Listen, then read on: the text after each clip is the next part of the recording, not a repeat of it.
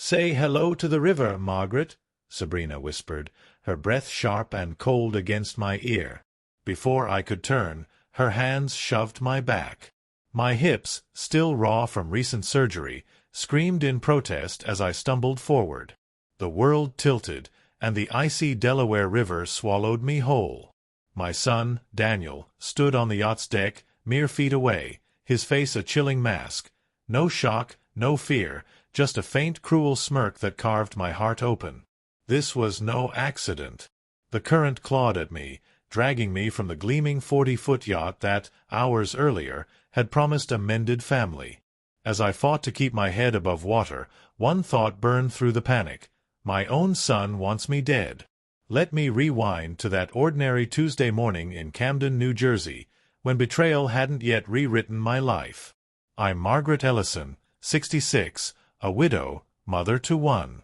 My husband, Robert, died 2 years ago from a sudden aneurysm, leaving me the sole owner of Ellison Logistics, a sprawling empire we'd built from a single truck in 1983 to a $2.7 billion fortune. Those early years were grueling. Late nights balancing books in our cramped apartment, Robert's calloused hands sketching routes on napkins, my knack for numbers turning chaos into profit. We were partners in every sense, bound by love and ambition. After his death, I carried the company alone, navigating boardroom vipers and my own grief, all while clinging to the hope that Daniel, our only child, still saw me as his mother, not just a key to the vault. Daniel had always been a dreamer, charming but impulsive, with Robert's smile but none of his discipline. At 34, he drifted through startups and failed ventures, each one funded by our money. Sabrina, his wife of 5 years, was his opposite, sharp, calculating, her beauty a polished weapon. Their marriage had strained our family, her ambition clashing with my cautious stewardship of the company. Yet when Daniel called that morning, himself, not through his assistant, my heart lifted. His voice was warm, almost boyish, like the child who'd once clung to my hand. "Mom, let's celebrate your recovery from that hip surgery. Just you, me, and Sabrina. The yacht's waiting at the marina." I should have caught the falseness in his tone, the too perfect warmth. But after months of silence, followed by weeks of grueling physical therapy, I craved connection. Loneliness blinds even the sharpest minds. I chose the green dress Robert loved, the one he said made my eyes shine like emeralds, and took a cab to the Camden Marina.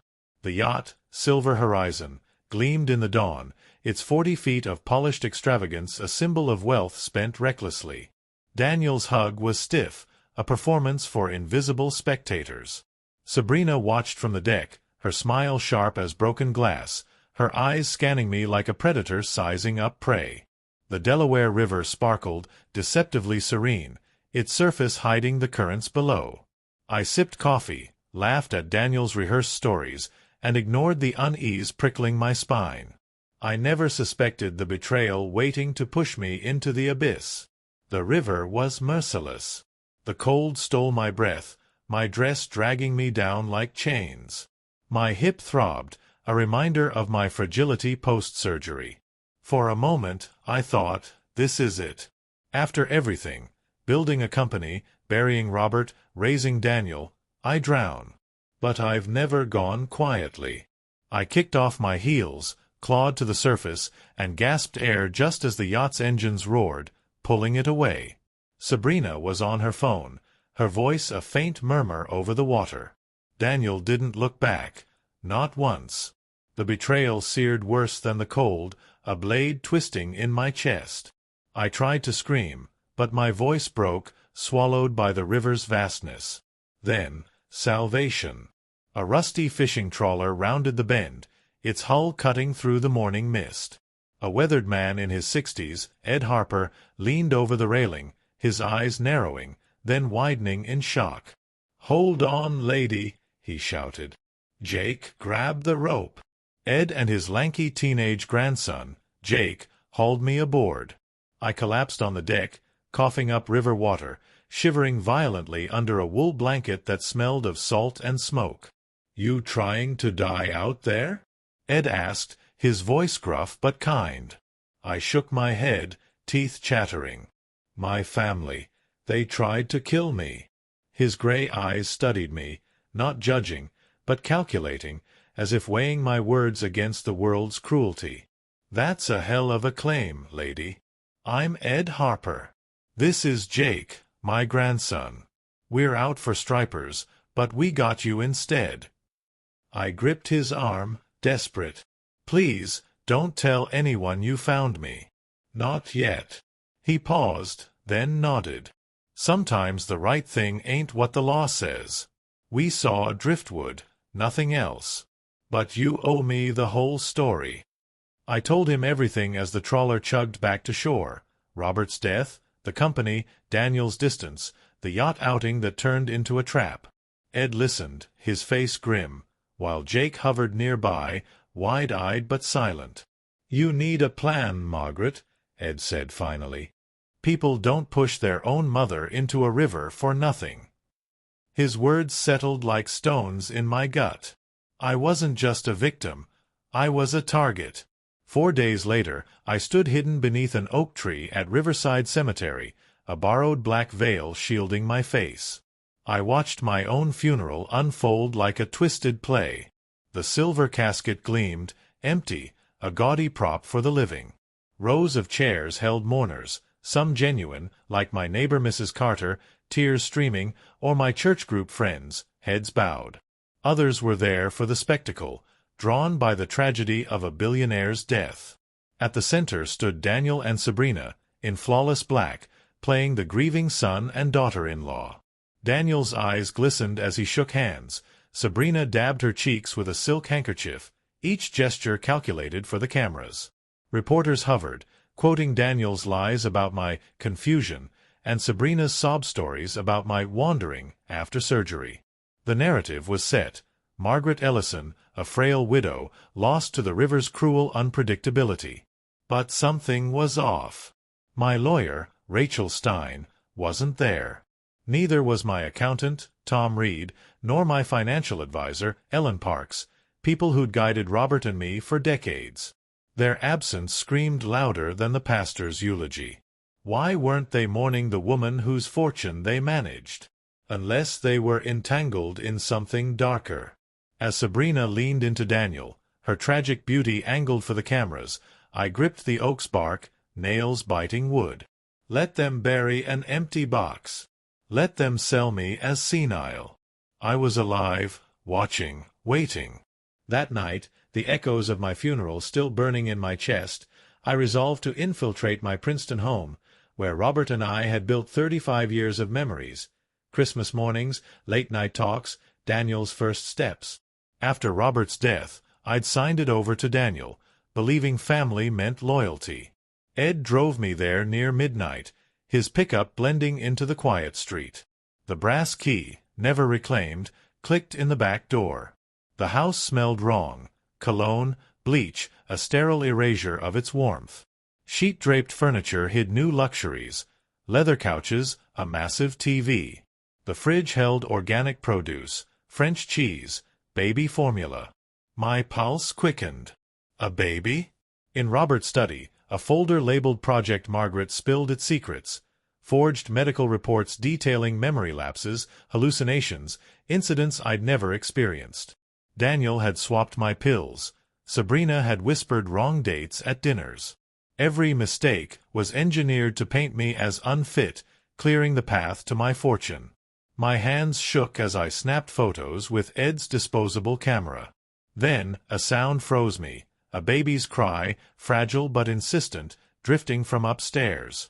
I followed it to the guest room, once a dusty storage space Sabrina despised. Now it was a nursery, with pastel cloud wallpaper and a white crib under a canopy. A newborn girl, red-faced and wailing, lay swaddled in an expensive blanket. Daniel and Sabrina had no children. They'd always claimed they were too busy. Whose baby was this? Headlights swept the window, and car doors slammed. I fled, clutching the camera, and tumbled into Ed's truck. "There's a baby," I gasped. "Not theirs." His face darkened. "That's not just greed, Margaret. That's something worse." Ed connected me with Lisa Kane, a private investigator in her 40s, her eyes sharp as a hawk's. Over coffee in a diner, I poured out my story. When I mentioned the baby, Lisa's expression hardened. "I know a clinic that fits this," she said. "Discreet, expensive, across the state line in Pennsylvania. They handle surrogacy for the elite." Within days, she confirmed the baby, born 3 weeks earlier to a 17-year-old surrogate, Emily Carter, who died of cardiac arrest during delivery. Too convenient. Lisa dug deeper, uncovering the mastermind, Claudia Warren, a Newark estate attorney. Warren's Family Transition Services manufactured mental decline to fast-track inheritances. She'd tied 20 suspicious deaths to her clients in 5 years. Warren was at the clinic the night Emily died, overseeing the birth. Daniel and Sabrina were her pawns. "They think you're dead," Lisa said, sliding surveillance photos across the table. "Warren's pushing probate to transfer your estate. If she learns you're alive, she'll kill again, and that baby's next." Fear gripped me, not just for myself, but for the infant, living on borrowed time in a house built on lies. I spent a sleepless night at Ed's sister's house, staring at Emily's photo, a shy, smiling teenager whose life was bartered away. Daniel's betrayal had cut deep, but this was monstrous. I couldn't run forever. To stop Warren, I had to step into her web. The plan was reckless: confront Daniel and Sabrina at home, with Lisa's hidden recorders capturing every word. Ed and federal agents, tipped off by Lisa's contacts, would wait nearby. I spent the day preparing, writing a letter to Sophie, the name I'd chosen for the baby after my mother, promising to protect her, no matter the cost. At dusk, I slipped into the Princeton house and sat in Robert's armchair, its leather worn from years of his morning papers. The familiarity grounded me as I waited. The door opened at 7 p.m. Daniel froze, keys clattering to the floor, his face ghost white. "Hello, darling," I said, my voice steady despite the tremor in my bones. Sabrina's scream pierced the air, raw and shrill. Then Claudia Warren entered, her tailored suit flawless, her eyes cold as ice. "The woman who refuses to die," she sneered, tossing a leather portfolio onto the coffee table. "This is unwise, Margaret." "Is it?" I countered, folding my hands. "Or is it unwise for you to admit your crimes?" She smirked. "I provide a service, estate acceleration. The old pass quietly, the young inherit. Clean, legal." Her words were venom, cloaked in reason. I pressed on, goading her. "You mean murder? Emily Carter. Those 20 others. You think you're untouchable." Her eyes narrowed, but before she could respond, windows shattered. Federal agents stormed in, boots thundering, commands shouted. Warren bolted for the kitchen, her heels skidding, but was tackled within feet, her portfolio scattering. Daniel and Sabrina sat frozen on the sofa, cuffs snapping onto their wrists. "Mom," Daniel whispered, his voice cracking. I turned away. He'd chosen his path. The legal storm spanned months. Warren was convicted of conspiracy to commit murder, racketeering, and elder abuse, life without parole. Her network, doctors, lawyers, a probate judge, collapsed like a house of cards. Daniel and Sabrina took plea deals, 25 and 20 years, their wealth stripped. But the true victory came in family court. I stood before the judge, holding the baby, her dark eyes studying me with quiet trust. "Her name is Sophie Carter Ellison," I said. "Carter for her mother, who gave her life. Ellison for the family who'll love her." The gavel struck, granting me custody. 5 years later, Sophie is 6, her laughter a melody that fills my modest Camden home. She knows her story, her birth mother's courage, her parents' greed, and the truth that love is a choice, not a bloodline.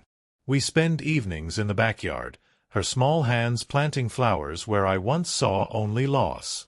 When I tuck her in, reading her favorite book about brave explorers, I remember the river's cold grip, Sabrina's push, Daniel's smirk. But Sophie's smile, bright as Robert's once was, reminds me why I fought. Sometimes I visit Robert's grave, Sophie skipping beside me, clutching a daisy for Grandpa. I tell her about the man who built our world, about resilience, about choosing who we call family. The world still whispers about the river widow, my story twisted into tabloid fodder. But here, with Sophie's hand in mine, I'm no headline. I'm Margaret, grandmother, survivor, protector. Family isn't the blood that betrays you. It's the ones who pull you from the current, who stand with you when the world crumbles. That's the inheritance I pass to Sophie, the only one that matters.